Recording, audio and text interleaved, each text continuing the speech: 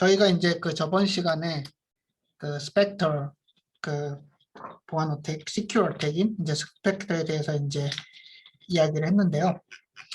어쨌든 지금까지의 그 뭐 하드웨어 아키텍처, 그러니까 뭐 CPU 아키텍처, 그 다음에 이제 캐시 사이드 채널 이런 것을 열심히 이제 공부를 하고 또 이제 했던 거는 그 우리가 이제 이런 하드웨어를 이용한 그런 보안 공격, 특히나 이제 스펙터에 대해서 이제 조금 많이 이해를 하기 위해서는 하드웨어적인 이제 구조적인 그런 지식이 이제 필요하기 때문에 저희가 이제 하드웨어 구조에 대해서 좀 열심히 배웠고요. 그 스펙터를 이제 보시면은 아시겠지만은 스펙터라는 거, 멜트다운 혹은 이제 스펙터 이런 보안 공격들은 그 하드웨어 이제 트랜지션 엑스큐션이라고 이제 부르는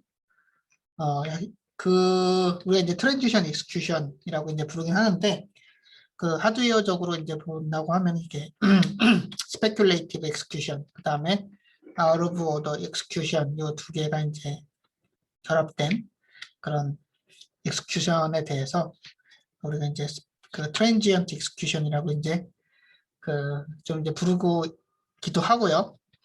그 트랜지언트 엑스큐션을 이용한 그런 공격 방법 중에 이제 가장 유명한 것이 이제 스펙터랑 이제 멜트다운 이제 되겠습니다. 근데 이제 잘 살펴보면은 저희가 이제 저번 주에 이제 살펴봤듯이 이 스펙터 공격은 기본적으로는 이제 캐시 사이드 채널 그 캐시 이제 타이밍을 이용한 그런 사이드 채널 어택을 이용한 공격이라고 이제 볼 수 있고요. 근데 이제 그 트리거가 되는 거, 그러니까는 공격을 가능하게 하는 그 트리거가 되는 것이 그 스페큘레이티브 엑스큐션이라고 이제 우리가 이제 볼 수가 있겠습니다. 그 스펙터를 우리가 이제 살펴보게 되면은 처음에 이제 이렇게 이제 브랜치 프레딕션이라는 요 조건이 이제 등장하고요. 여기 이 브랜치 프레딕션이 있죠, 여기. 브랜치 프레딕션이 여기 존재하고요. 이 브랜치 프레딕션 뒤에 있는 이 구조를 이용해서 우리가 그 스펙터가 이제 공격을 이제 하게 됩니다. 여기 이제 스펙터가 이제 공격을 하는 것이 이제 캐시 사이드 채널 어택 이용한 그런 뭐 플러시 릴로드 이런 그런 어택을 이용해서 이제 공격을 하기 때문에 또한 그 뒤에 이제 옆 빅팀 코드를 이제 보게 되면은 그 어레이에 있는 이런 형태로 또한 빅팀이 이제 이런 형태를 가지고 있다라는 것을 우리가 알 수가 있겠습니다. 그래서 사실은 그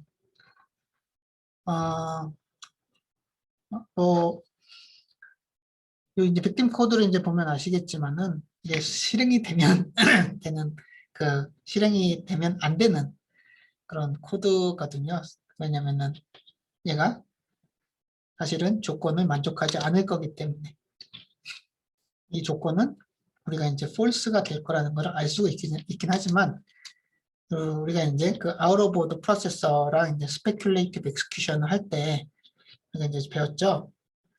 뭐 브랜치 프레딕터라든지 이런 여러 가지 이제 speculative execution이 이제 실행이 될 때에는 그 previous history 그 전에 이제 실행되었던 그런 결과들을 모니터링을 한 다음에 그 결과의 트렌드대로 이루어질 것이다. 이렇게 이제 예측을 해가지고 이제 수행을 하게 되겠고요. 그러니까는 브랜치 요 if 문 안에 있는 요 컨디션이 원래는 이제 false가 될 거지만은 true인 것처럼 이제 실행을 하기 때문에 이 뒤에 있는 요 메모리 액세스하는 부분이 이제 실행이 되는 거고요. 뭐 그렇지만은 기본적으로 우리가 계속 말을 했지만 그 우리가 이제 변화시키는 것 중에 이제 아키텍처럴 스테이트가 있고 마이크로 아키텍처럴 스테이트가 있다라고 했죠. 그 아키텍처럴 스테이트는 소프트웨어한테 보여주는 그런 스테이트이기 때문에 소프트웨어는 항상 자기가 원하는 결과를 이제 받아야 되기 때문에 그런 결과들은 우리가 이제 다 요 브랜치의 이제 결과에 따라서 다시 롤백. 그러니까는 원래 정확 이 맞는 조건에 따라서 나오는 결과에 따라서 요 스테이트가 다시 변화가 돼야 되기 때문에 그런 스테이트로 다시 다 고쳐주게 되는데 캐시라든지 이런 부분은 이거는 마이크로 아키텍처럴 스테이트이기 때문에 변화를 안 시킨다라고 했죠. 그냥 변화를 안 시켜도 얘는 뭐 틀리다 맞다 이렇게 얘기를 할 수가 없기 때문에 뭐 그래서 결국에는 요 스펙터라는 것은 이 베어리언트 1 같은 경우에는 그 플러시 릴로드를 이용을 해가지고 이렇게 그 시크릿 데이터를 액세스를 하게 됩니다. 근데 보면 아시겠지만은 이 시크릿 데이터가 이 어레이 2의 인덱스 형태로 이제 가지게 되겠고요. 이렇게 우리가 이제 캐시 사이드 채널 어택에서 이제 봤듯이 캐시라는 것이 이제 데이터를 그냥 템포러리리 이렇게 저장을 해놓는 그런 공간이고 또 이제 캐시가 이제 액세스가 될 때 캐시를 액세스를 하는 거는 그 메모리 어드레스로 이제 액세스를 우리가 하게 되는 거죠. 근데 이제 우리가 이제 메모리 어드레스로 이제 액세스를 하게 될 때 이렇게 어레이 형태, 이 어레이의 인덱스 이렇게 이런 식으로 이제 나타내는데 이 어레이 형태로 이제 우리가 이제 데이터를 액세스하게 될 때는 사실은 이런 형태, 로드 R1 그다음에 offset R2 해서 어드레스가 R2 플러스 offset 이런 형태로 이제 계산이 되는 거고요. 이게 이제 베이스 어드레스가 되겠고요. 요 offset이라는 거는 요 인덱스의 배수 형태로 이제 계산이 되기 때문에 굉장히 이제 뭐랄까 그 레귤러한 형태의 어드레스를 이제 가지게 되는 겁니다. 그리고 이제 보면 우리가 이제 캐시를 액세스하는 그런 어드레스를 이제 보면 알겠지만은 그 캐시라는 그 액세스하는 어드레스는 여기 이제 태그가 있고요. 태그 필드가 있고 그 다음에 인덱스 캐시 인덱스 이건 캐시 인덱스입니다. 그 다음에 캐시의 offset 뭐 이런 형태로 이제 액세스가 되기 때문에 요 offset에 따라서 요 인덱스가 이제 결정이 될 때가 많이 있고요. 뭐 그러다 보니까는 만약 데이터가 이 어레이의 인덱스 형태로 간다 하면은 우리가 이제 캐시의 그 라인, 캐시의 이제 블럭을 계속 이제 모니터링을 하면서 이 캐시가 빠른가 아니면 느린가 이런 걸 체크를 해서 우리가 데이터를 유출을 할 수가 있다라고 했죠. 이게 이제 스펙터 방식의 이제 공격입니다. 그래서 이제 저번 시간에 이제 뭐 이렇게 여러 가지 또 스펙터 베어리언트가 이제 존재를 하고요. 지금도 계속 조금씩 발견이 되는 것 같아요. 뭐랄까, 어쨌든, 뭐 페이퍼나 이제 뭐 하드웨어 그런 관련 기사들을 이제 보게 되면은 스페큘레이티브 엑스큐션을 이용한 그런 스펙터 비슷한 공격이 계속해서 이제 발견이 조금씩은 되고 있는 것 같고요. 근데 이게 보시면 알겠지만 최신 그 CPU 같은 경우에도 이 스펙터는 아직 뭐 해결이 안 됐다라고 보는 게 맞습니다. 왜냐면은 speculative execution은 이게 버그가 아니에요. 계속 제가 얘기를 하지만 이 버그가 아니라 우리가 이제 컴퓨터 아키텍처 시간에 배우는 그런 CPU의 핵심적인 그런 동작 방식이 되겠고요. 그렇기 때문에 이제 스펙터 여기 보면은 뭐 AMD CPU 그다음에 뭐 인텔 CPU 이렇게 보면 아시겠지만 스펙터가 이제 동작하는 거를 이제 알 수가 있습니다. 스펙터 이제 POC 그 스펙터의 그 동작을 우리가 이제 코드로 이제 구현한 걸 Proof of Concept라고 해가지고 이제 POC라고 이제 부르는데 스펙터 POC를 우리가 그 컴파일을 해서 돌리면은 데이터가 이렇게 읽혀지는 거를 볼 수가 있습니다. 그래서 스펙터는 most of 모든 CPU에서 이제 동작을 하고요. 그 most of 모든 CPU는 왜냐? out of order processing과 speculative execution이 있고 또한 캐시가 존재하기 때문에 스펙터가 이제 동작을 한다라고 이제 보시면 되겠습니다. 또 하나 이제 유명한 이제 공격 방식이 이제 멜트다운이라고 이제 이야기를 할 수 있는데요. 이 멜트다운을 이제 보게 되면은 멜트다운 어택은 역시나 그 다른 그 메모리 상에서 그 이런 멜트다운 어택을 이용을 해가지고 그 전체의 그런 메모리 영역을 우리가 액세스할 수 있는 그런 능력? 능력이라고 해야 되나요? 그거를 이제 얻게 되는 것이 이제 멜트다운 이제입니다. 특히나 이제 멜트다운을 이용을 해가지고 우리가 이제 커널 쪽에 있는 데이터들을 우리가 이제 읽을 수가 있고요. 요 읽을 수 있는 이유는 사실은 그 모든 메모리 영역, 그 모든 메모리 영역을 이제 읽을 수가 있고요. 여기가 이제 제가 이제 커널을 이제 이야기한 거는 그 멜트다운이라는 거는 사실은 그 exception, 그러니까 페이지 폴트를 이용한 이제 공격이에요.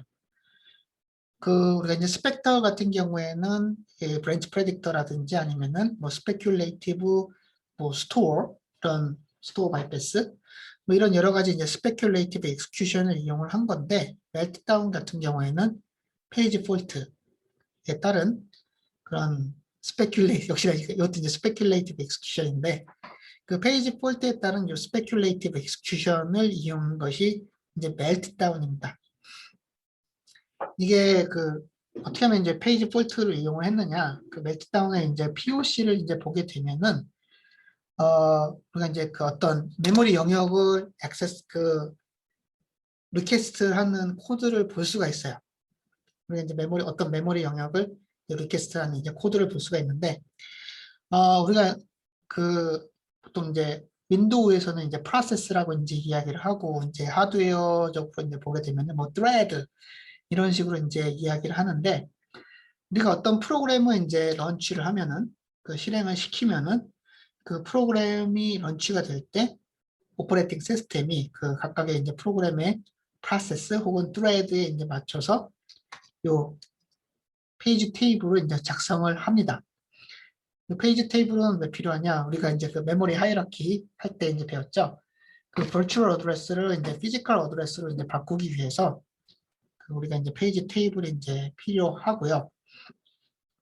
근데 이제 이 페이지 테이블을 이제 오퍼레이팅 시스템이 제가 이제 작성이라고 했는데 어쨌든 만들어줘요. 각각의 이제 프로세스에 대해서. 뭐 예를 들어서 우리가 이제 뭐 인터넷 브라우저를 띄운다. 그러면 그 인터넷 브라우저 뭐 크롬 뭐 이런 프로세스 각각의 이제 프로세스에 따라서 그 오퍼레이팅 시스템이 이 페이지 테이블을 이제 만들어줍니다. 이 페이지 테이블은 그냥 어떤 데이터가 있느냐?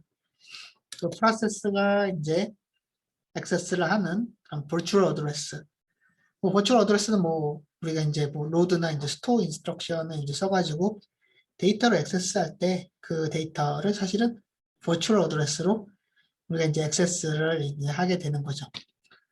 그 virtual 어드레스를 우리가 이제 진짜 그 D램에 이제 저장되어 있는 위치를 가리키게 하려면은 그거를 이제 피지컬 어드레스로 이제 바꿔야 되는 거고 버추얼 어드레스랑 피지컬 어드레스의 트랜슬레이션 되는 정보 이걸 이제 페이지 매핑이라고 하는데 그 페이지 매핑 정보를 가지고 있는 것이 이제 페이지 테이블이 되겠습니다.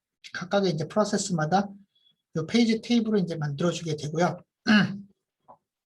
근데 이제 보통 이제 우리가 이제 페이지 테이블을 이제 보게 되면은 그리고 이 페이지 테이블은 어떤 프로그램이 액세스를 하는 그 메모리 스페이스 정보를 가지고 있다라고 이제 보시면 돼요. 근데 그 메모리 스페이스 정보를 이제 보게 될 때 뭐 여러 가지 이제 데이터 형태가 있겠는데 여기 나온 것처럼 뭐 코드, 그러니까는 뭐 인스트럭션이죠. 우리가 이제 어떤 프로그램을 실행시키려면은 그 프로그램이 가지고 있는 인스트럭션들, 뭐 로드냐, 뭐 애드냐 이런 여러 가지 이제 아이사에 이제 정의가 되어 있는 인스트럭션을 가지고 있는 부분이 있고요. 그걸 이제 코드 영역이라고 이제 부르고요. 그 다음에 이제 그 프로그램을 실행하기 위해 필요한 데이터들, 특히나 이제 그 변하지 않는 데이터들, 그 이제 스태틱 데이터라고 하는데, 그런 스태틱 데이터를 저장하는 영역도 역시나 정의가 되어 있고요. 그다음에 이제 프로그램이 이제 실행을 함에 따라서 뭐 왔다 갔다 하죠. 데이터를 다이내미컬리 뭐 우리가 이제 데이터 구조를 다이내미컬리 이제 선언을 했다가 그거 다시 지워버리고, 그다음에 그 아니면은 뭐 스택이라든지 이런 것들도 사용이 되고요. 그런 여러 가지 다이나믹 데이터를 저장하는 또 공간도 이렇게 정의를 해줍니다. 이렇게 프로그램마다 자기가 이제 써야 되는 그런 데이터 그 메모리 영역을 그 페이지 테이블에 다 그 만들어 놔요. 근데 이제 이 커널 영역, 커널이라고 하면은 이제 오퍼레이팅 시스템이 이제 작동하는 그런 영역인데, 이 커널 영역에 대한 정보도 페이지 테이블에 이제 작성을 해 놓습니다. 그 사실 커널 영역은 그 우리가 이제 프로세서를 실행을 할 때 그 유저 프로그램이 이제 액세스를 해야 되는 공간은 아니에요. 왜냐면 거기는 이제 오퍼레이팅 시스템이 올라와 있고요. 여러 가지 이제 하드웨어 동작에 필요한 그런 여러 가지 이제 정보들과 코드들이 이제 다 올라와 있는 곳이기 때문에, 이게 그 유저 어플리케이션 이제 액세스를 하면은, 그러니까 노멀리 그 노멀한 동작 하에서 유저 어플리케이션이 그 영역을 액세스를 하면 안 됩니다. 그러면 그 정보를 안 보여주면 되는데 왜 필요하냐? 근데 이제 우리가 인터럽트라든지 이런 것들은 다 그 오퍼레이팅 시스템이 그 동작을 하는 거잖아요. 예를 들어서 그 인터럽트가 이제 발생했을 때 그 인터럽트 핸들러를 실행을 한다. 이런 것들은 오퍼레이팅 시스템의 그 동작이 정의가 되어 있기 때문에 그런 동작들은 다 그 커널 영역에 이제 그 코드들이 이제 들어가 있다라고 이제 보시면 되겠습니다. 예를 들어서 이건 예예요. 이그젠플. 또 여러 가지 그 커널 펑션들이 거기에 이제 들어가 있어요. 그래서 보통 이제 뭐 인터럽트가 이제 발생했다면은 그쪽을 액세스를 해야 되기 때문에, 그러면 이제 빨리 액세스를 해야 되잖아요. 그러면 이제 그 부분이 이제 페이지 테이블에 정의가 돼 있다라고 하면은 그러면은 그거를 우리가 이제 빨리 그 페이지 테이블에서 각각 갖고 와서 이제 액세스를 할 수가 있기 때문에, 이런 페이지 테이블의 이 커널 영역도 역시나 그 정의를 해놓습니다. 그러니까는 어떤 어플리케이션이 그거의 버추얼 어드레스로 여기를 액세스를 하면은 거기에 대한 피지컬 어드레스를 던져줄 수 있는 그런 영역이 페이지 테이블에 이제 그 존재해요. 근데 이제 아까 말했듯이 얘는 이제 노멀한 케이스. 그러니까는 그냥 뭐 프로그램이 막 실행되잖아요. 프로그램이 정상적으로 이제 실행될 때는 여기를 액세스를 하면 안 됩니다. 이거는 굉장히 이제 이 커널 영역은 하드웨어도 뭐 매니지를 하고 오퍼레이팅 시스템에 있는 펑션들이 올라와 있기 때문에 그냥 유저 프로그램이 이 영역을 액세스를 한다. 이런 것은 이제 막아야 돼요. 그래서 보통은 그 노멀한 동작 하에서 이 커널 영역을 액세스를 하려고 하면은 얘는 이제 퍼미션이 없는데 그러니까는 유저 어플리케이션이 커널 영역을 액세스를 하려고 하면은 거기에서 액세스를 막게 됩니다. 그걸 우리가 이제 그냥 뭐 폴트가 발생했다 이렇게 이야기를 해요. 페이지 폴트가 뭐 여러 가지 또 이제 페이지가 이제 그 메모리 없을 때 이제 발생하기도 하지만 뭐 이런 것도 이제 우리가 이제 페이지 폴트라고 또 얘기를 하기도 합니다. 그러니까는 액세스를 하면 안 되는데 액세스를 하려고 하는 거예요. 그러면은 거기서 폴트가 발생을 하고 그 폴트를 이제 처리를 하는 로직이 그 동작을 하게 됩니다. 여기서도 이제 제가 이제 이야기를 했지만 이 커널 영역을 액세스를 하려고 해요. 근데 페이지 폴트가 동작을 하면서 너는 잘못했어 하면서 그런 동작들을 다 막아버리는 거죠. 그런데 이 멜트다운은 뭐냐? 또 있네. 멜트다운 요 그 커널 영역에 액세스를 할 때에 그런 폴트가 이제 발생했을 때에 그 스페큘레이티브 익스큐션을 이용을 해가지고 거의 모든 그 메모리 영역을 액세스를 할 수 있는 권한을 가지게 되는 거. 그러니까 모든 메모리 영역을 액세스를 할 수 있게 되는 그런 뭐랄까 공격을 우리가 이제 멜트다운이라고 이제 부르게 됩니다.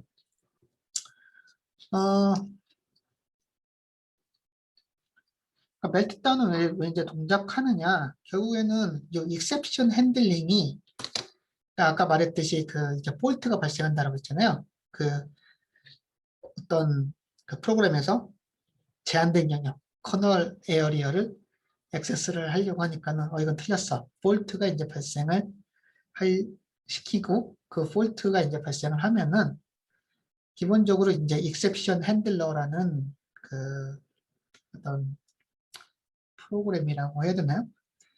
그 프로그램이 이제 동작을 하게 됩니다. 근데 이 익셉션 핸들링이 그 별게 아니라 그 하나의 프로그램이에요. 제가 이게 말을 했지만은 그 오퍼레이팅 시스템에 이제 정의가 된 하나의 이제 프로그램이라고 이제 보시면 됩니다. 그러니까 익셉션이 이제 발생을 했을 때, 익셉션이 발생한 그 인스트럭션을 마킹을 해놓고 있다가 그 익셉션이 이제 발생한 위치에서 익셉션 핸들러를 오퍼레이팅 시스템이 호출하는 거예요. 그러니까는 콜하는 거죠. 호출이라고 했으니까 이 콜을 한 다음에 익셉션 핸들러를 막 다 실행을 해요. 그래서 이제 끝나면은 다시 익셉션이 이제 발생한 다음 부분, 다음의 인스트럭션으로 리턴을 하게 됩니다. 뭐 이거 들어보면은 뭐 잘 아시겠지만은 이 익셉션 핸들러가 이제 실행되는 그런 동작이 펑션 콜하고 굉장히 비슷하죠.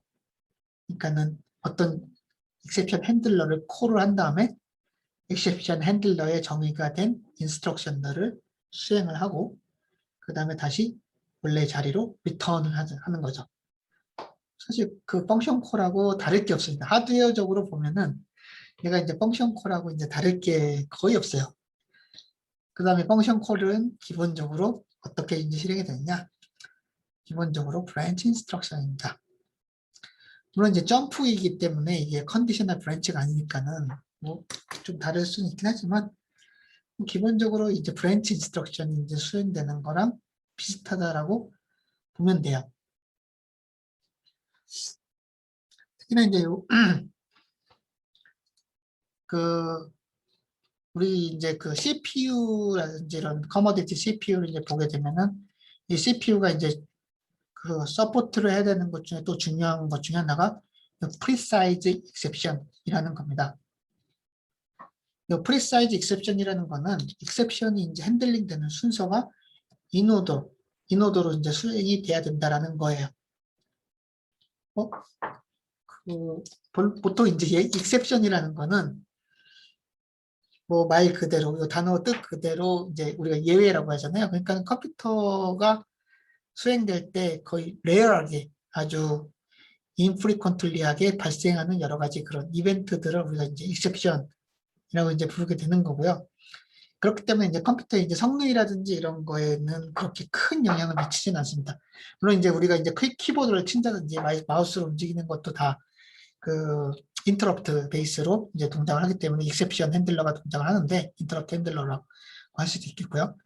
뭐 그러면 이제 컴퓨터가 이제 좀 바빠질 수도 있긴 하지만 뭐 대부분의 경우에는 익셉션이라는 거는 그렇게 컴퓨터에서 이제 우리 사람들이 생각할 때 그렇게 크리티컬한 거는 뭐 아닐 수가 있어요. 근데 이제 우리가 이제 그 컴퓨터를 그 프로세스를 이제 디자인을 하고 아키텍처를 이제 설계를 할 때 이 프리사이즈 익셉션이 이제 사실 중요하고요. 이 프리사이즈 익셉션이라는 거는 익셉션이 이제 발생한 그 순서대로 바로 그 위치에 대해서 그 인스트럭션에 대해서 익셉션 핸들러를 정확하게 수행을 해주는 것을 이야기를 합니다. 그러니까는 사실 요 아웃 오브 오더 프로세서 우리가 이제 배웠잖아요. 그 프로세서 구조에서 out of order 프로세서.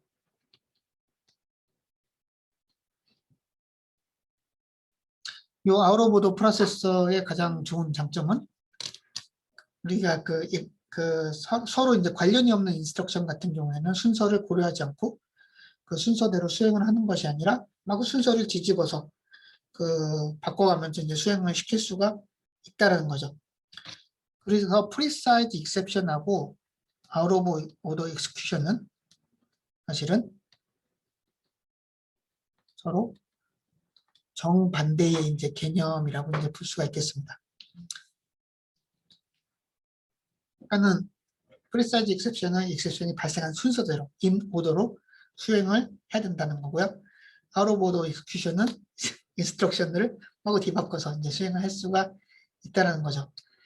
그래서 이제 보통의 이제 out of order 프로세싱만 있으면은 우리가 이제 precise exception은 그 서포트를 할 수가 없는데 우리가 이제 speculative execution을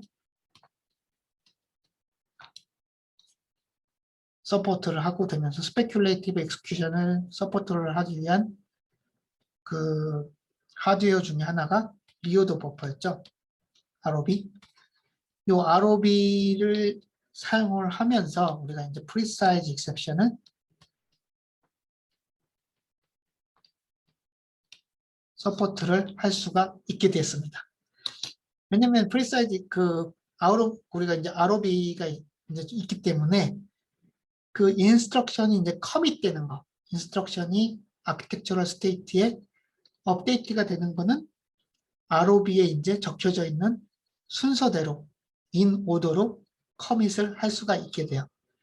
그 말인 즉슨 그러니까는 precise exception이 수행이 되는 거는 그 ROB에서 그 exception이 발생한 인스트럭션이 커밋이 될 때 우리가 수행을 하게 되는 겁니다. 자, 그러면은 어떤 인스트럭션이 이렇게 ROB에 뭐 2, 3, 4 이렇게 이제 순서대로 뭐 있다라고 이제 가정을 하고요. 뭐 인스트럭션 3에서 exception이 발생했어요. 근데 제가 이제 아까 말했듯이 ROB가 이제 존재를 하기 때문에 이 exception은 ROB에서 이 인스트럭션이 이제 커밋이 될 때, 여기 exception이 발생했었네. 그래서 그것을 보고서 exception 핸들러를 호출을 하게 될 때, 얘가 이제 이 인스트럭션의 exception에 대해서 이제 수행을 하게 됩니다. 그럼 얘네들은 뭐예요? 밑에 있는 인스트럭션들은 이게 out of order 프로세서이기 때문에 커밋은 되지 않지만 미리 실행을 시켜 놓을 수 있어요. 당연하죠. 얘는 이제 커밋이 될 때 이제 exception 핸들링이 수행이 될 거고, 근데 어차피 거기까지 이제 갈 때까지는 시간이 오래 걸리니까는 어차피 얘도 이제 kind of branch니까는 미리미리 실행을 시켜 놓자. 뭐 이렇게 동작하는 거죠.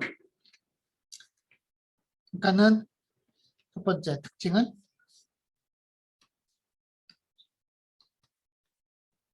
인스트럭션이 커밋이 될 때까지 exception은 수행이 되지 않는다. 그렇지만은 그 커밋이 되기 전에 그 뒤에 있는 인스트럭션들은 out of order로 수행을 할 수가 있다. 이 이제 두 가지 특징을 그 프로세서가 이제 가지고 있는 겁니다.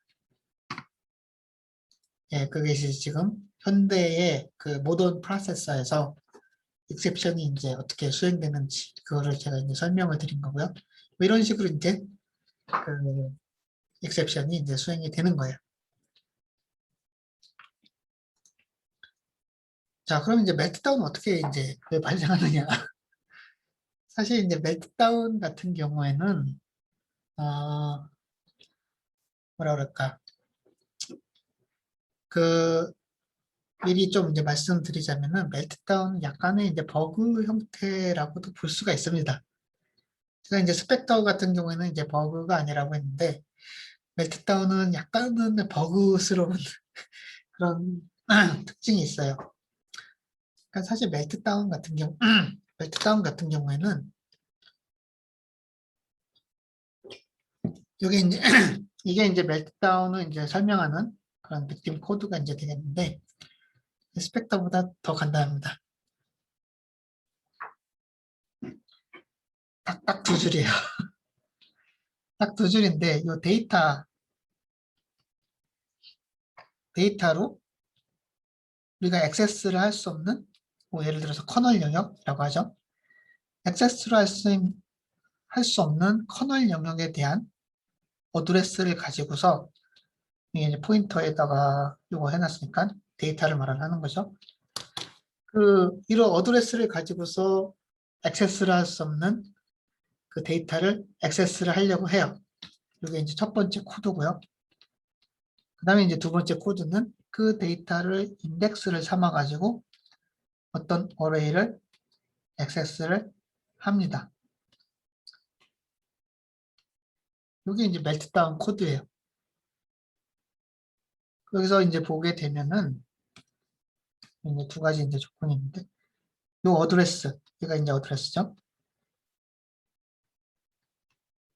이 어드레스는 우리가 이제 페이지 테이블을 봤을 때 커널 영역이라고 이제 하죠. 이 커널 영역을 지금 커널 영역에 있는 데이터를 액세스를 하려고 하는 거예요. 이거는 노멀 그 어플리케이션 액세스를 할 수 없는 영역입니다. 노멀 하는 어플리케이션은 그 영역을 보면 안 돼요. 읽을 수가 없어요. 근데 읽으려고 하고 있죠, 지금 데이터. 데이터를 어드레스를 가지고 읽어와야지. 얘는 기본적으로 폴트입니다. 커널 영역을 액세스를 하려기 때문에 얘는 폴트를 발생시킬 거예요. 그 컴퓨터 CPU 플러스 CPU가 여기서 이제 발생시키면은 여기서 이제 멈추겠죠. 뭐 프로그램이 어떻게 이제 핸들링이 될 텐데 그 다음에 그 데이터를 가지고서 인덱스를 이제 만든 다음에 어레이를 액세스를 해요. 사실 이 데이터는 지금 갖고 오면 안 되는 거기 때문에 얘는 액세스를 하면 안 되는 거기 때문에 읽으면 안 됩니다. 읽으면 안 되고 얘를 가지고서 4096을 곱한 다음에 어레이를 액세스를 하면 안 되는 거예요. 근데 얘가 수행이 된다라는 거죠.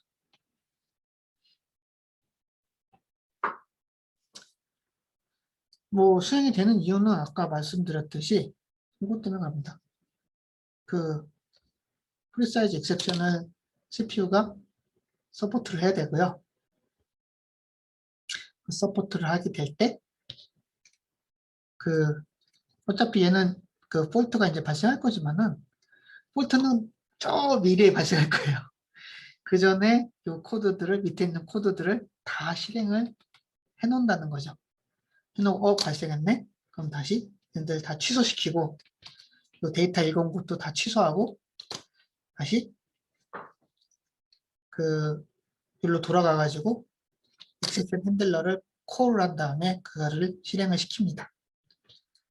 뭐 CPU 자체로 봤을 때는 이 데이터 읽어온 데이터 여기서 지금 읽어왔죠.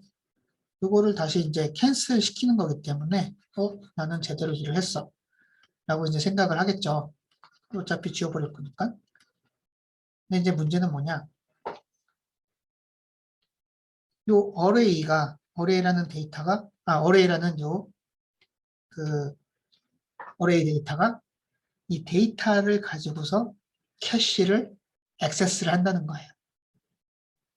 뭐 보면 아시겠지만은 데이터 요거를 가지고서 요 어레이 인덱스가 이제 생성이 되고요. 그걸 가지고서 어레이가 캐시를 뭔가 액세스를 해 놓습니다.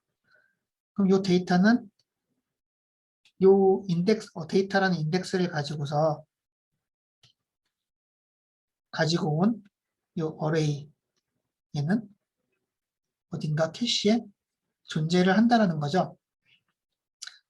CPU는 이 데이터는 다시 지워버려요. 어차피 안 보여요. 그렇지만은 이 데이터를 가지고 캐시를 액세스를 한 거는 남아있게 됩니다. CPU가 안 지울 거기 때문에. 예, 아까 말했듯이 아키텍처럴 스테이트는 롤백을 하지만 마이크로 아키텍처럴 스테이트는 그대로 남겨놔요. 어차피 뭐 걔는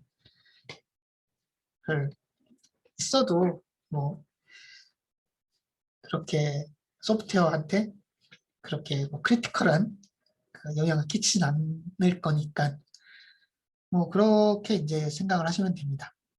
이게 이제 멜트다운이에요. 상당히 이제 간단하죠.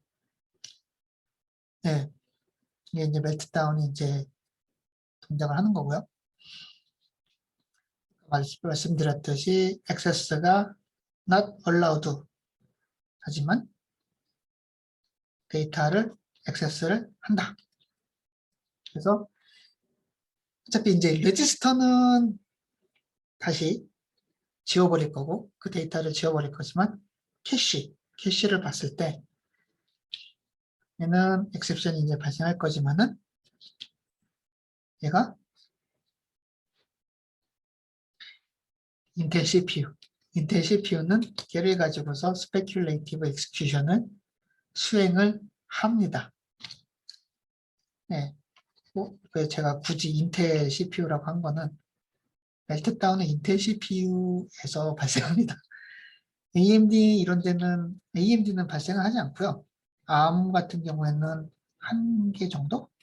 한 종류의 CPU 정도 이렇게 발생하는데 인텔은 옛날 CPU는 거의 다 발생해요.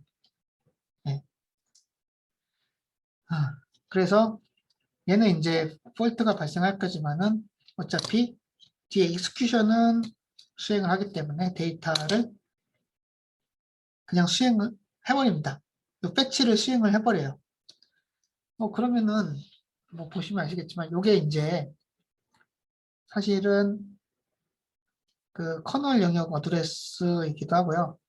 이 영역은 사실 이제 버추얼 어드레스라고 보면 됩니다. 버추얼 어드레스가 이제 다시 그 TLB를 거쳐서 뭐 TLB에서 이제 그 커널 영역이 발견되면은 그러면은 이제 TLB에서 갖고 오면 되는 거고요. 발견 안 되면은 다시 이제 페이지 테이블을 액세스를 해가지고 피지컬 어드레스를 바꿔버려요. 피지컬 어드레스를 가지고서 데이터를 갖고 오게 됩니다. 데이터를 메모리에서 이제 갖고 오게 되는 거죠. 그 사실 제가 이제 요 코드는 간단하지만은 그 어쨌든 데이터를 이제 갖고 오는 거기 때문에 이 TLB라든지 이 페이지 테이블을 가지고서 설명을 드린 거고요. 그래서 이제 좀 뭐라 그럴까 이게 왜 동작을 하면 안 되는지를 좀 여러분이 아셔야 되는데 이게 왜 동작을 하면 안 되죠?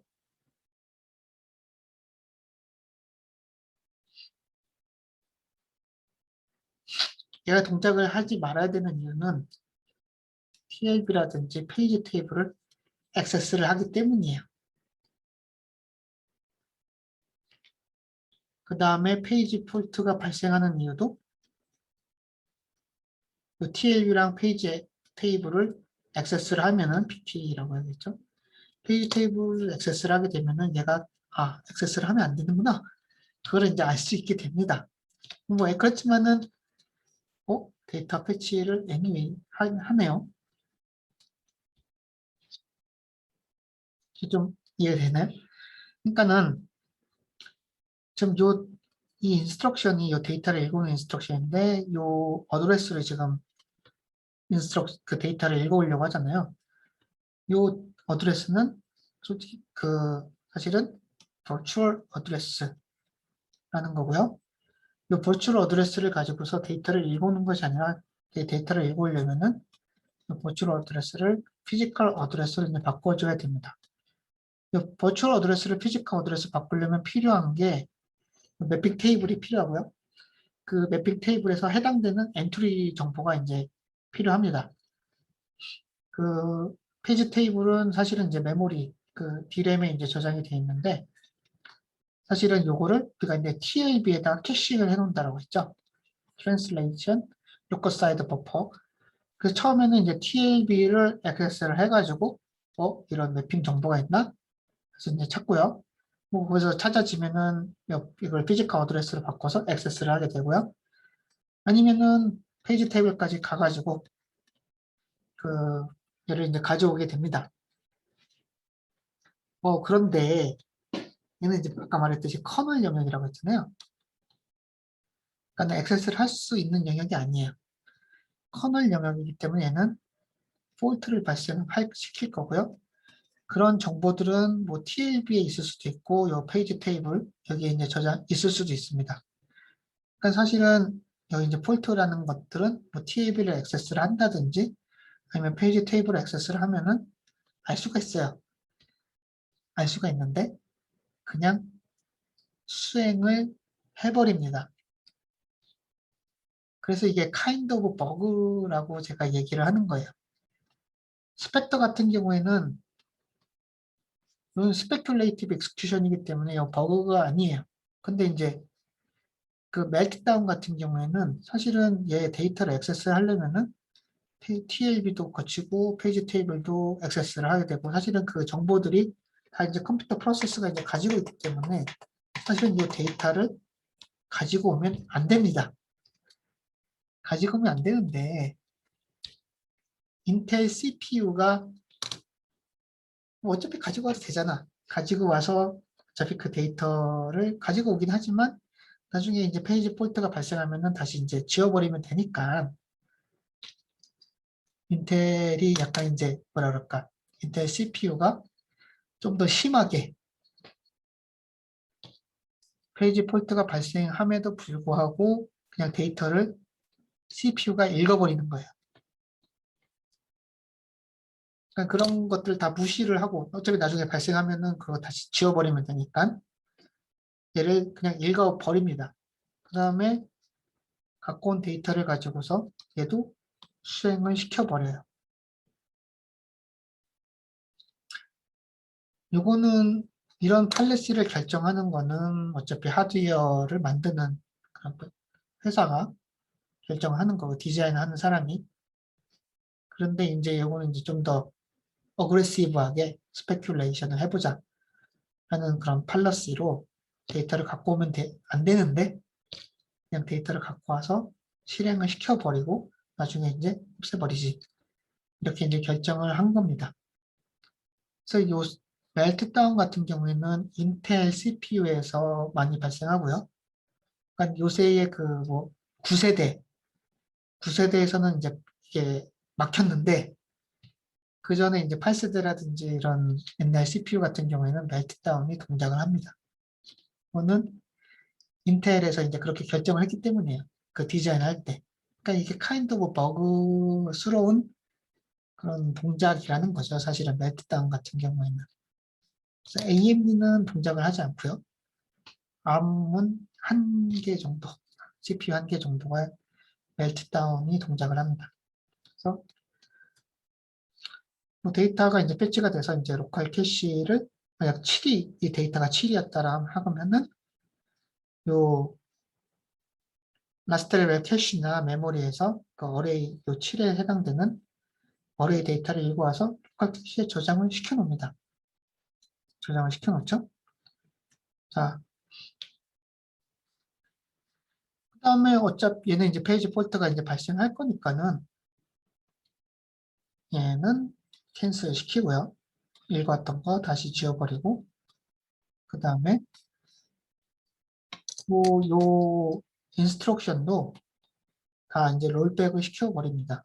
어차피 그 커밋만 안 시키면 되기 때문에 우리가 이제 인스트럭션이 이제 익스큐션은 될 수 있지만은 그냥 그 인스트럭션을 아키텍처럴 스테이트에 이제 커밋만 안 시켜버리면 되기 때문에 그냥 캔슬은 하긴 하지만 그냥 요 스테이트는 캐시에 있는 스테이트는 남아버리는 거예요. 자, 이거 지금 똑같은 거죠. 캐시에 있는 데이터는 그냥 놔둡니다. CPU가 어차피 얘를 놔두든 지워버리든 별 상관이 없기 때문에 라고 이제 생각을 하는 거고요. 어차피 이제 그 소프트웨어가 읽어갈 건 아니기 때문에 얘는 no harm 그 아무 했어도 된다라고 이제 판단을 해가지고 캐시에 이제 그냥 남겨놓고요. 캐시는 바꿀 수 있는 게 아니기 때문에.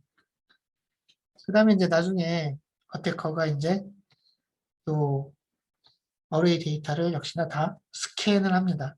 여기 지금 스펙터에서도 이제 했지만 여기 이제 플러시 릴로드 공격이죠. 플러시 릴로드 이제 공격인데요. 어태커가 이제 얘를 이제 스캔을 하게 되면은 액세스 타임이 이런 식으로 이제 나온다라는 거죠. 뭐 얘가 이제 바이트라고 하면은 데이터가 256까지 0부터 255까지 이제 나올 수가 있겠고요. 그것을 가지고서 이제 요 어레이를 다 액세스를 했을 때 요 액세스 타임을 이제 모니터링을 이제 해보면은 얘네 이 데이터들은 다 메모리에서 이제 갖고 와야 되기 때문에 거의 이제 400에서 500 사이클 사이로 데이터를 읽어오는데 걸리는 시간이 그만큼 시간이 이제 걸린다라고 했을 때 한정 요 데이터를 가지고서 액세스를 한 어레이 요거는 굉장히 빨리 읽어올 수 있다라는 거죠. 그래서 이 인덱스를 우리가 이제 보게 되면은 얘는 이 어드레스가 가리키고 있는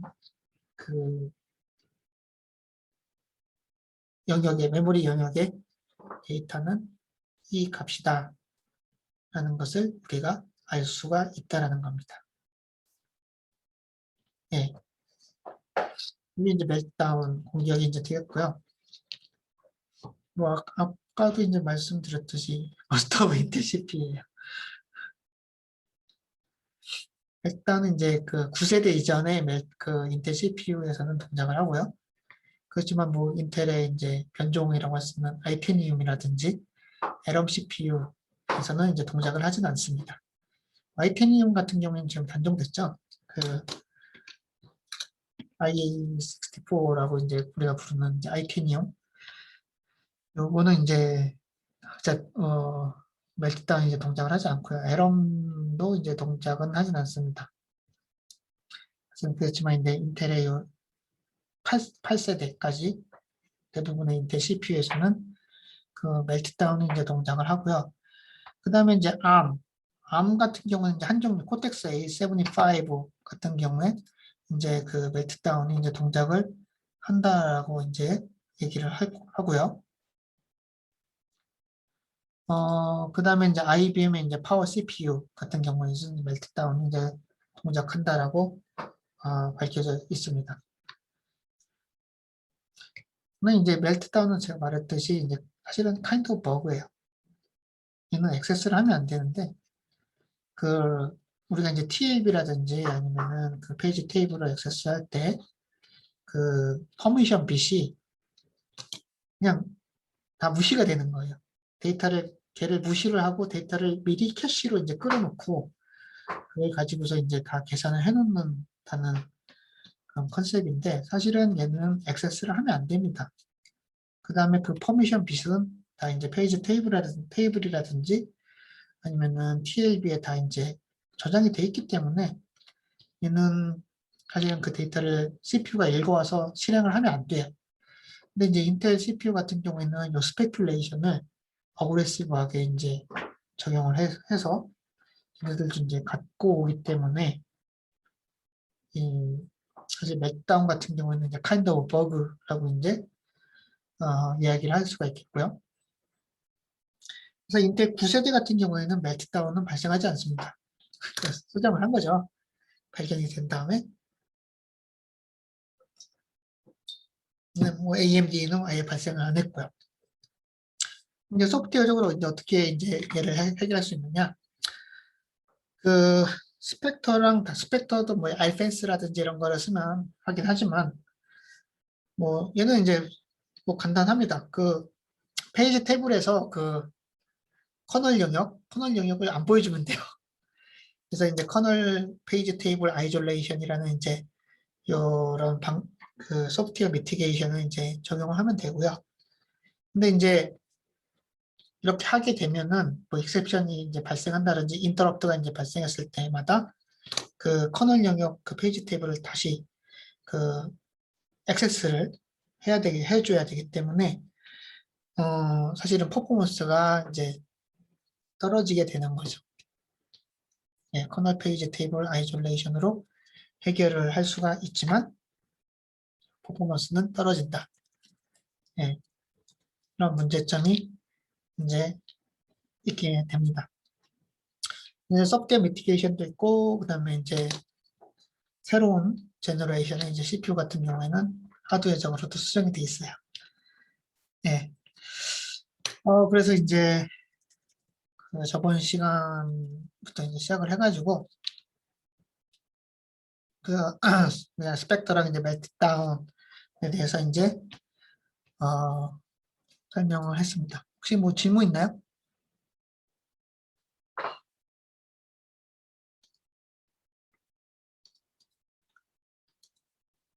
예, 질문이 없으면은 이제 그 다시 새로운 토픽으로 넘어가도록 하겠습니다. 그 어쨌든 만약 우리가 이제 저번 시간하고 이번 시간 이제 초반부 이제 한 게 이제 스펙터랑 이제 멜트다운인데 요거는 여러분들이 이제 상식적으로 잘 이제 기억을 해두면은 뭐 좋겠습니다. 이제 요 스펙터 멜트다운은 역시나 굉장히 이제 유명한 하드웨어 벌너러블리티이기 때문에 뭐 상식적으로라도 잘 기억을 해두면 좋을 것 같고요. 그래서 오늘은 이제 그 CQ 캐시 아키텍처에 대해서 이제 조금 이야기를 이제 하도록 하겠습니다. 결국에는 이제 이거 안 해놨네. 수정 안 해놨네요. 결국에는 그 CPU 우리가 이제 그 CQ 어택에 대해서 가장 지금 뭐 공격이 많이 이루어지고 또 이제 취약한 부분은 캐시라고 이제 이야기를 할 수 있겠고요. 이것은 우리가 이제 메모리 하이라키에서 배우긴 했지만은 캐시라는 요 아키텍처가 캐시 하이라키가 기본적으로 요 타이밍 디퍼런스를 일으키는 그런 뭐 컴포넌트라고 이제 우리가 볼 수가 있고요. 그 타이밍 디퍼런스를 일으키는 거는 캐시가 아무래도 데이터를 빨리 읽을 수 있도록 도와주기 때문에 그렇지만은 캐시에다 모든 데이터를 또 저장을 할 수는 없죠. 뭐 그렇기 때문에 기본적으로 타이밍 그 사이드 채널로 동작을 하는 그런 구조라고 이제 이야기를 할 수가 있고요. 또 이제 캐시는 이제 메모리 하이라키, 메모리 서브 시스템 중에 이제 하나이기 때문에 그 공유가 돼요. 각각의 그 여러 가지 이제 프로세스가 있다라고 했을 때 지금은 이제 멀티코어 시대잖아요. 그 아니면 프로세스마다 캐시를 공유를 할 수가 있습니다. 멀티코어든 아니면 멀티트레딩, 예를 들어 하이퍼 트레딩처럼 멀티트레딩으로 이제 동작을 하게 된다고 하면은 캐시는 공유가 됩니다. 그렇기 때문에 그런 사이드 채널을 이용을 해가지고 공격을 하기가 쉽다고는 할 수 없지만 어쨌든 이루어질 수 있는 뭐 대표적인 그런 구조 중에 하나가 이제 캐시가 되겠고요. 어, 그래서 이제 그런 사이드 채널을 이용한 공격을 어떻게 하면 막을 수 있느냐 그런 아이디어들 그런 연구에 대한 것이 이제 Secure 캐시에 대한 그런 연구라고 이제 볼 수가 있겠습니다. 그래서 이제 그 Secure 캐시에 대한 아이디어, 하드웨어적으로 어떻게 하면은 그런 캐시 사이드 채널 어택을 막을 수 있겠느냐 이런 연구에 대해서 이제 좀 살펴볼 건데요. 그런 연구들이 이제 Secure 캐시라고 이제 보면 되겠습니다. 그래서 뭐 들어가기 전에 다시 캐시 사이드 채널 어택에 대해서 이제 조금 이야기를 하게 된다고 하면은 뭐 아까도 말씀드렸듯이 캐시라든지 아니면 버퍼 우리가 이제 버퍼 이런 약간 이제 메모리를 쓰는 이런 시스템 같은 경우에는 기본적으로 타이밍 사이드 채널을 가지고 있어요. 뭐 그걸 우리가 없앨 수는 없습니다. 왜냐면은 그걸 이용해 가지고 퍼포먼스를 증가시키는 그런 컴포넌트들이기 때문에 얘를 뭐 없앨 수는 없어요. 뭐 예를 들어 캐시 같은 경우에는 캐시, 힛, 미스 이거 발생할 경우에는 분명히 이제 그 딜레이 차이가 존재하고요. 캐시 힛이냐, 캐시 미스냐 이런 거에 따라서 그 다음에 이제 플러시 타이밍. 이 플러시 타이밍이라는 건 우리가 이제 CL 플러시라든지 이런 플러시 인스트럭션을 사용을 해가지고 그 캐시에서 이제 데이터를 쫓아냈을 때 이것도 이제 두 가지의 서로 다른 동작을 이제 발생시키는데요. 하나는 write back, 그 메모리에 이제 적어야 되는 write back이고 하나는 그냥 없애버리는 거. 이 두 가지 서로 다른 동작을 발생을 시키죠. 그래서 우리가 이제 CL 플러시를 실행시켰을 때 그 해당되는 캐시 블럭이 더티다, 그러니까 업데이트가 됐다, 모디파이 됐다 했을 경우에는 시간이 오래 걸립니다. 플러시를 했을 때. 대신 만약 그 해당되는 부분이 업데이트가 되지 않았다 했을 경우에는 그냥 캐시에서 인밸리데이션만 시켜주면 돼요. 그 캐시 블럭을 뭐 지우면 되는데 굳이 지울 필요도 없이 그냥 캐시의 그 스테이터스 빈만 인밸리드로 바꿔주면 됩니다. 그렇기 때문에 더티 상태일 때, 업데이트가 됐을 때랑 그 다음에 업데이트가 되지 않았을 때 이 두 가지 케이스에 대해서 플러시 타이밍이 또 바뀝니다.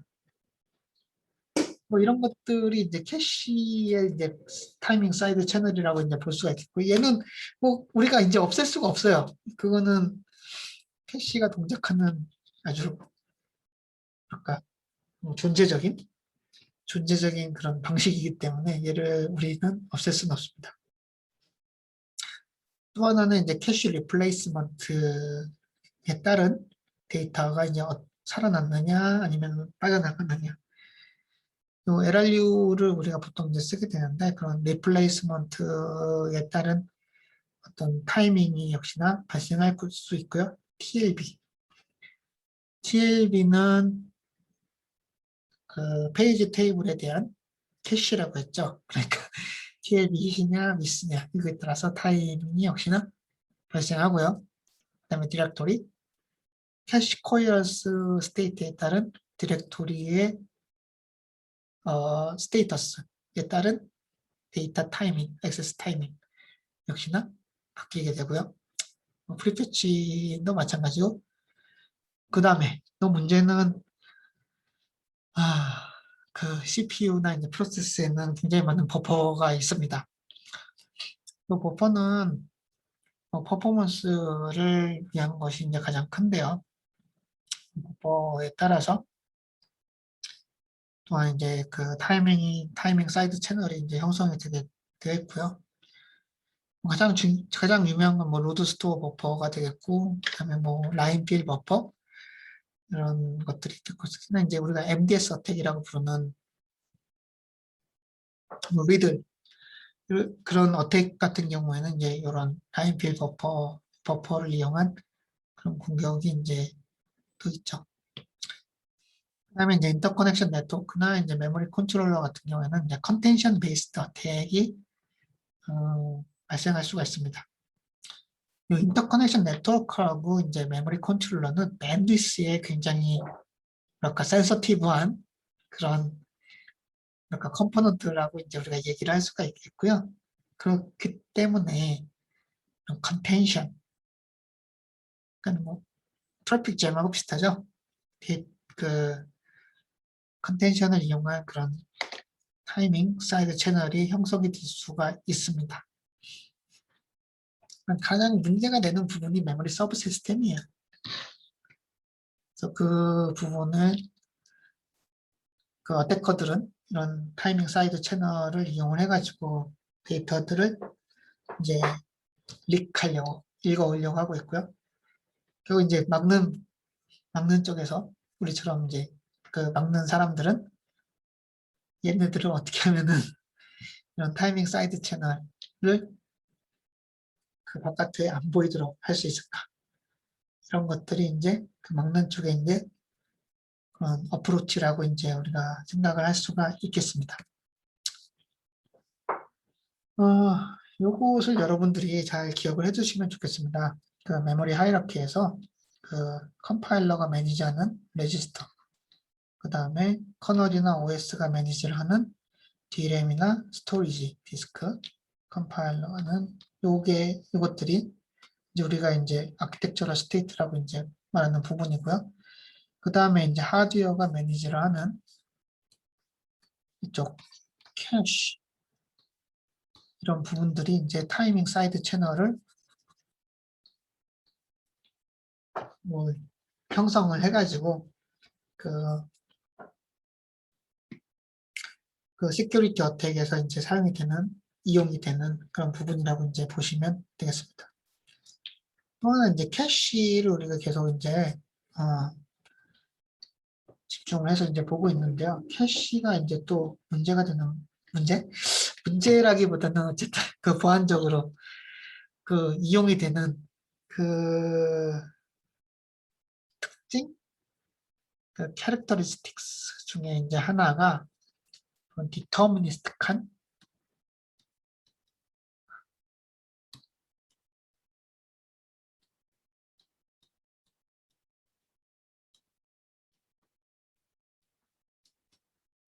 액세스예요.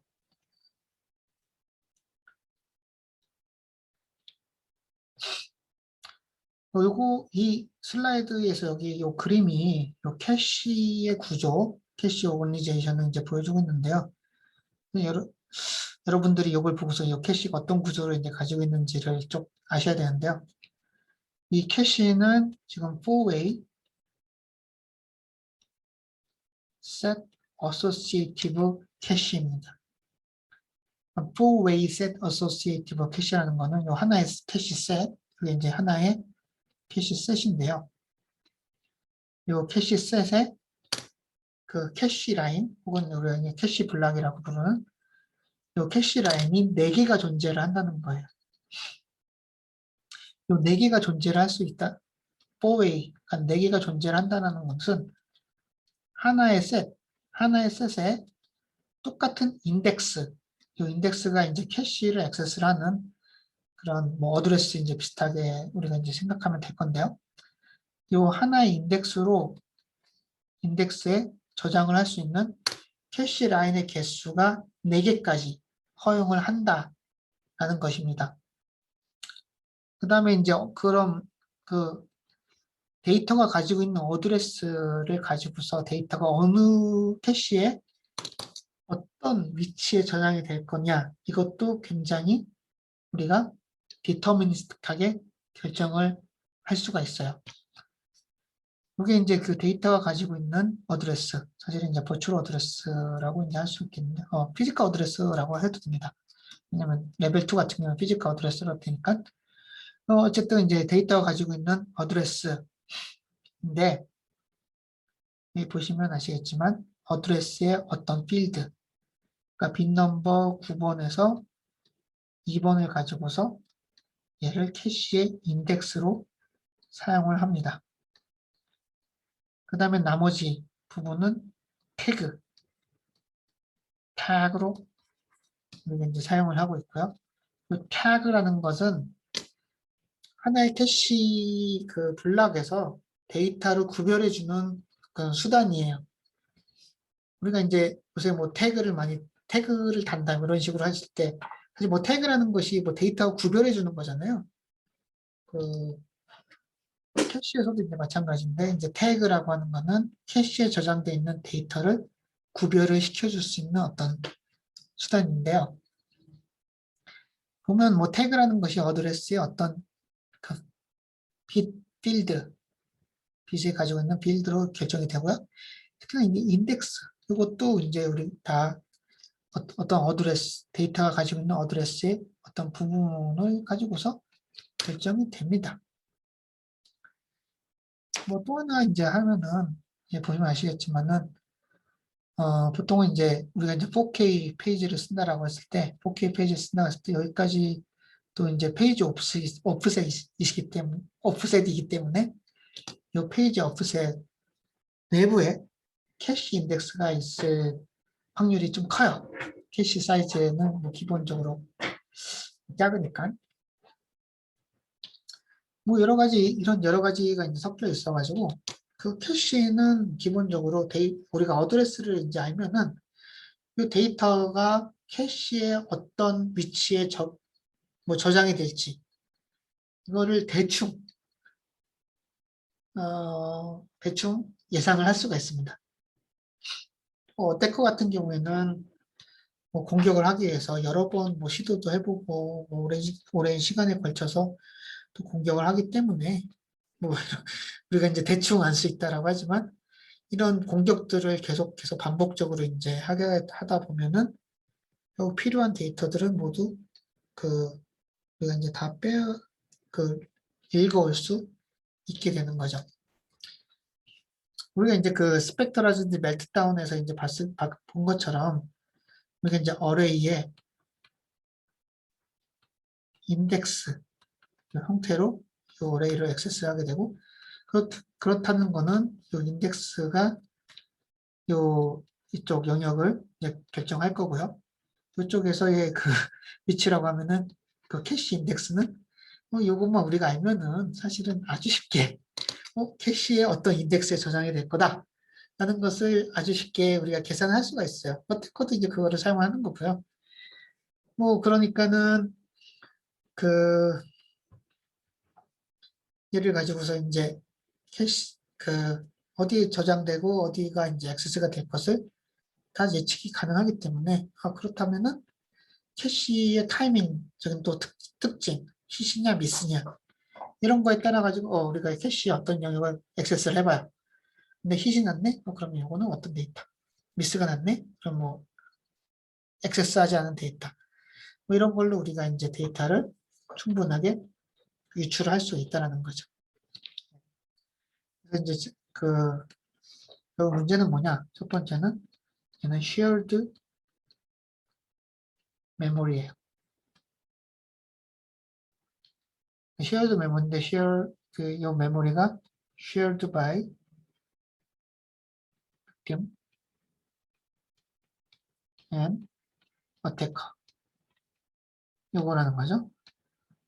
이게 이제 문제가 되는 부분이고요. 두 번째는 deterministic.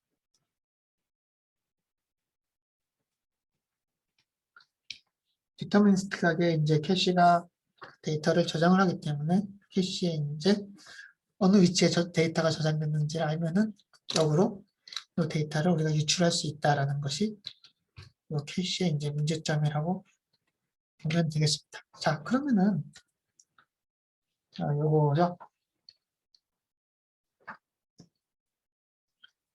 자, 그러면은 어떻게 하면 막을 수 있나요?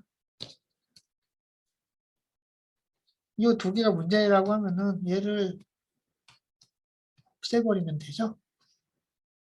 예, 문제를 해결하는 방법은 그 어태커가 얘를 이용해서 공격을 한다라고 하면은 그 이용되는 부분들을 뭐 없애면 됩니다. 그러면 우리가 이제 디펜스를 할 수가 있다라는 거죠. 그게 사실은 가장 기본적인 세큐어 캐시 아키텍처의 아이디어입니다. 그러면은 뭐 이상한 캐시를 만들면 되겠네요.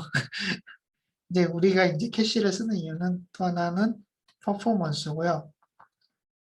여기는 퍼포먼스를 우리가 유지를 한다든지 아니면 퍼포먼스 오버헤드를 최소한으로 하면서 그런 어택들을 이제 막아낼 수 있다. 이런 것들이 이제 이런 시큐어 캐시 아이디어라고 우리가 이제 할 수 있겠습니다. 그래서 이제 아까 말했듯이 이제 어태커는 이런 특징을 이용해 가지고 캐시를 이제 액세스를 하게 되는 거고요. 그 어태커가 이제 사용하는 뭐 인스트럭션 같은 경우는 기본적으로 로드 스토어예요.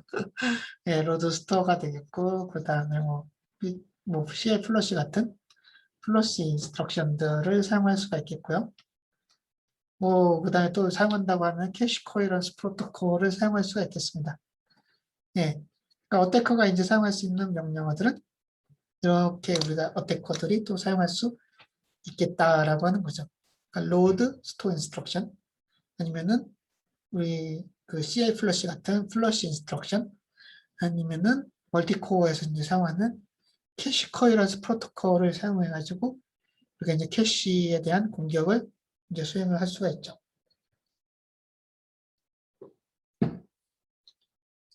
그다음에 이제 어택을 이제 하는 방식으로는 뭐 프라임 프로브, 플러시 릴로드 이렇게 할 수가 있겠고요. 그다음에 이빅션 타임 뭐 여러 가지 이제 밝혀져 있는 그런 또 방식으로 공격을 이제 하게 됩니다.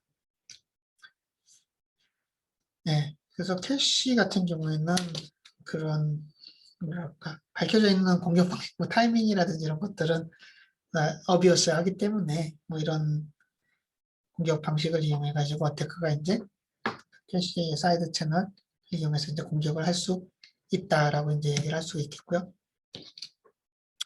뭐 두 가지 이제 대표적인 공격 방식인 프라임 프로브랑 뭐 플러시 릴로드 우리가 이제 다 이야기를 했었죠. 프라임 프로브는 어태커가 이제 캐시에다가 다 데이터를 깔아놓은 다음에 어태커가 이제 캐시에다가 데이터를 깔아놓고요. 그 다음에 빅팀이 이제 캐시를 이제 액세스를 한 다음에 그러면은 어태커가 깔아놓은 데이터들이 캐시에서 이빅티드 빠져나가기 때문에 어태커가 이제 그 캐시 그 자기가 깔아놓은 데이터를 다시 이제 스캔을 하면은 어떤 영역이 이빅트 됐다라는 것을 또 알 수가 있기 때문에 그렇다면은 그 빅팀은 어떠한 그 영역을 어떤 어드레스로 액세스를 했구나 아니면 어떤 데이터로 액세스를 했구나 이런 거를 이제 알 수 있다라는 거죠. 자, 우리가 이제 이 프라임 프로브로 이제 보게 되면은 그 역시나 두 가지의 이제 특징이 이제 사용이 됐다라는 것을 알 수가 있습니다. 첫 번째는 역시나 shared예요. 그러니까는 이 프라임 프로브가 발생한 거는 어태커가 이제 깔아놓은 데이터 영역을 그 팀이 액세스를 하기 때문에 물론 이제 얘는 그 데이터 쉐어링이 일어나지 않아도 할 수가 있긴 하지만 anyway 어쨌든 캐시라는 공간이 어태커랑 빅팀이 서로 쉐어가 되는 거기 때문에 문제가 이제 발생하는 거고요. 이것을 우리가 뭐 다른 말로 이제 인터피어런스라고 이제 부르게 됩니다.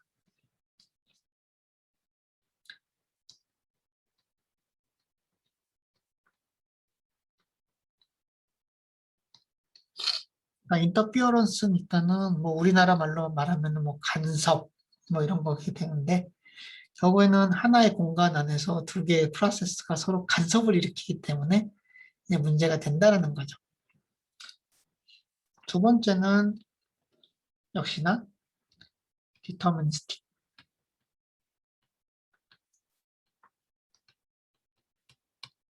이게 이제 문제가 되는 게 우리가 어떤 그 팀이 가지고 있는 어드레스,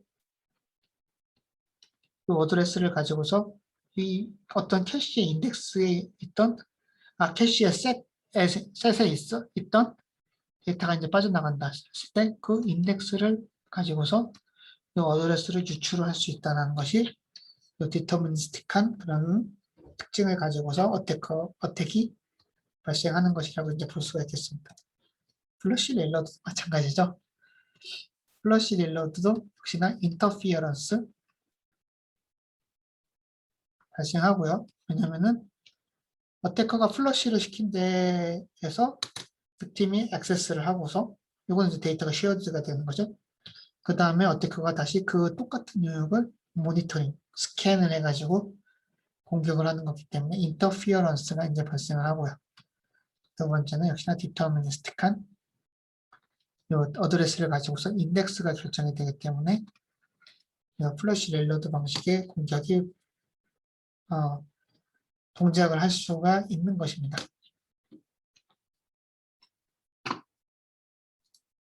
자, 그래서 이 두 가지를 우리가 없애버리면은 우리가 이제 이런 방식의 이제 공격에 대해서 막을 수가 있다라는 거죠. 그래서 어떻게 하면은 좀 더 이제 secure한 뭐 보안적인 secure한 그런 PC를 만들 수 있을 것이냐. 그것이 이제 Secure Cache 아키텍처가 이제 되겠습니다. 이건 이제 소프트웨어적으로도 우리가 이제 좀 해결을 할 수가 있습니다. 뭐 소프트웨어적으로 해결할 수 있는 방법은 뭐 페이지 컬러링이라든지 아니면 컨스탄트 타임 소프트웨어 뭐 이런 식으로 이제 우리가 뭐 해결을 할 수는 있을 거예요.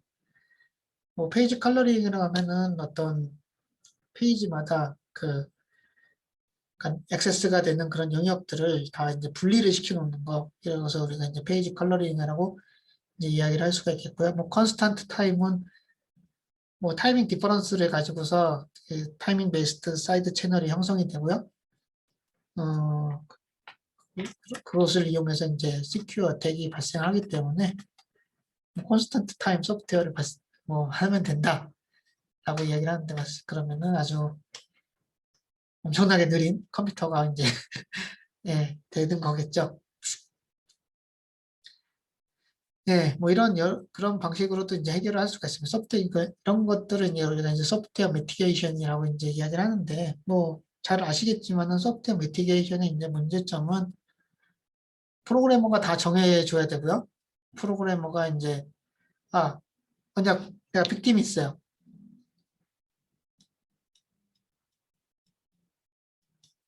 어떤 빅팀이 있는데 얘를 이제 우리가 소프트웨어 미티게이션으로 이제 얘를 어택커의 공격을 막으려고 해요. 그럴 때 얘는 이 빅팀이 가지고 있는 어떤 데이터라든지 아니면은 어떤 그 소프트웨어가 동작하는 방식은 어택커의 공격을 받을 수가 있기 때문에 얘를 우리가 소프트웨어적인 방식으로 막을 거야. 그러면 빅팀이 이제 액세스를 하는 그런 데이터에 대해서 다 뭔가 처리를 해줘야 되는 거지, 소프트웨어적으로. 근데 이제 뭐랄까, 굉장히 이제 여러 가지 형태의 이제 빅팀이 동작하는 방식이 있을 거고, 거기에 대해서 다 일일이 따져가면서 소프트웨어를 작성한다라고 하면은, 이거 또한 문제가 심각하죠. 예, 그럼 모든 케이스에 대해서 다 대응하기는 사실 쉽지는 않고요. 그리고 이제 또한 이제 새로운 공격 방식이 이제 또 발생하면은 거기에 대해서 따라서 또 빅팀을 다 모니터링 하면서 다 일일이 또 수정을 해줘야 되고 뭐 여러 가지 그런 뭐 문제점들이 이제 있을 겁니다. 또 하나는 소프트웨어적인 처리 방식은 굉장히 속도가 느리죠. 퍼포먼스 이슈가 또 이제 발생을 하는 겁니다.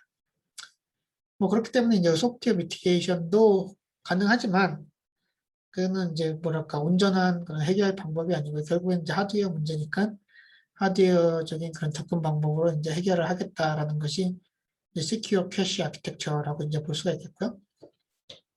말했듯이 뭐 캐시는 근데 이제 기본적으로 그 타이밍 디퍼런스를 가지게 되는 그런 컴포넌트고요.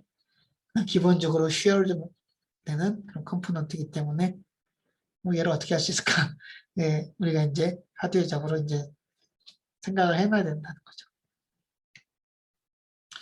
그 다음에 이제 캐시가 또 이제 문제가 되는 거가 이제 시큐어 아키텍처를 적용한다라고 했어도 캐시 같은 경우에는 이런 굉장히 이제 기본적인 특징이 있기 때문에 그런 시큐어 어택에 이제 vulnerable한 그런 뚫릴 수 있는 그런 가능성이 역시나 이제 많이 있습니다.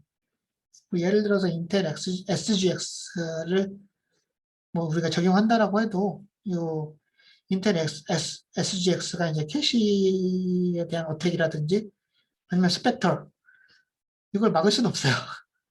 거기에 대해서 이제 vulnerable 하고요. 암 트러스트 존 같은 경우에도 역시나 캐시 사이드 채널로서 뭐 막기는 뭐 쉽지는 않습니다. 그러니까는 얘네들은 그 컴퓨터 벤더들이 그 프로세스 벤더들이 이제 그 뭐랄까 마련해 놓은 그런 시큐어 아키텍처인데 이런 이제 시큐어 아키텍처라고 하더라도 뭐 역시나 이제 기본적인 이제 캐시 사이드 채널 어택으로 뚫릴 수 있다라는 것이 이제 문제가 된다라는 거고요. 그래서 이제 시큐어 프로세서 우리가 이제 시큐어 아키텍처를 이제 했을 때는 뭐 시큐어 캐시도 우리가 분명히 고려를 해야 된다. 하고 이제 말을 할 수가 있겠습니다. 그럼 어떤 식으로 이제 고려를 할 거냐? 여기 이제 우리가 이제 가장 많이 쓰는 그런 방식이 되겠는데요. 첫 번째는 파티셔닝, 두 번째는 랜더마이제이션, 세 번째가 디퍼런시에이팅. 이런 세 가지의 방식으로 우리가 시큐어 캐시를 설계를 할 수가 있겠습니다. 파티셔닝을 보면은 분리시켜 놓는 거죠. 아이솔레이션. 이건 아까 말했듯이 그 shared라는 특징, 그 다음에 캐시가 기본적으로 이제 shared 되는 컴포넌트라는 거, 그 다음에 interference가 발생할 수 있는 그런 하드웨어라는 거를 막는 것이 파티셔닝이라는 방식이 되겠고요. 파티셔닝의 이제 기본 컨셉트는 어태커랑 빅팀을 분리시켜 주는 거예요. 아이솔레이션 시켜 주는 거죠. 예, 그런 방식으로 우리가 캐시를 설계를 할 수가 있겠고요. 두 번째 이제 랜더마이제이션. 랜더마이제이션은 제가 이제 설명했던 디터미니스틱.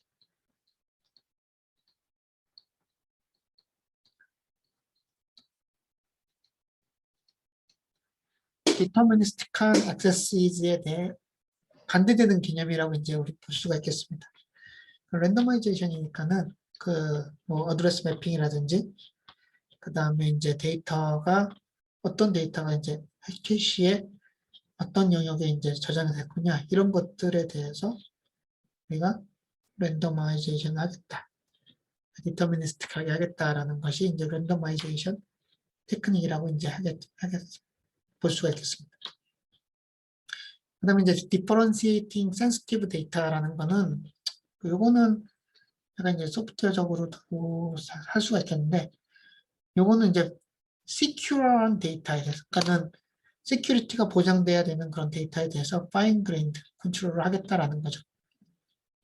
예를 들어서 뭐 이제 우리가 이제 인크립션이라든지 디크립션 키 같은 경우에는 굉장히 이제 중요한 데이터이기 때문에 이런 데이터에 대해서는 뭔가 이제 특별하게 이제 처리를 하겠다. 이런 방식이 이제 그 센시티브 데이터에 대해서 그 차별화, 디퍼런시에이팅을 적용하는 방식이라고 이제 할 수 있겠습니다. 네, 결국에는 요 시큐어 캐시의 이제 골이라고 하면은 요 간섭, 그 빅텀하고 그다음에 어태커 사이의 그 인터피어런스를 어떻게 하면 최소화시킬 거냐. 그것이 이제 되겠고요.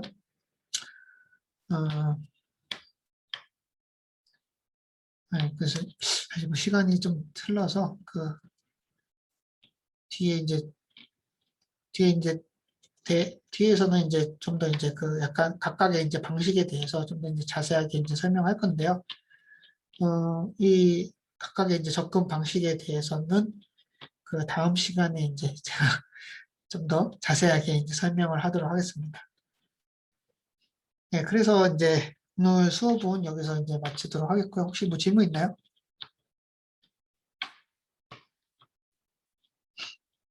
네, 그러면은 오늘 수업은 여기서 마치고 다음에 그 Secure Cache 아키텍처에 대해서 좀 더 이제 디테일하게 설명하고 그다음 어떤 종류의 이제 Secure Cache 아키텍처가 있는지 좀 이제 설명을 드리도록 하겠습니다. 네, 수고하셨습니다.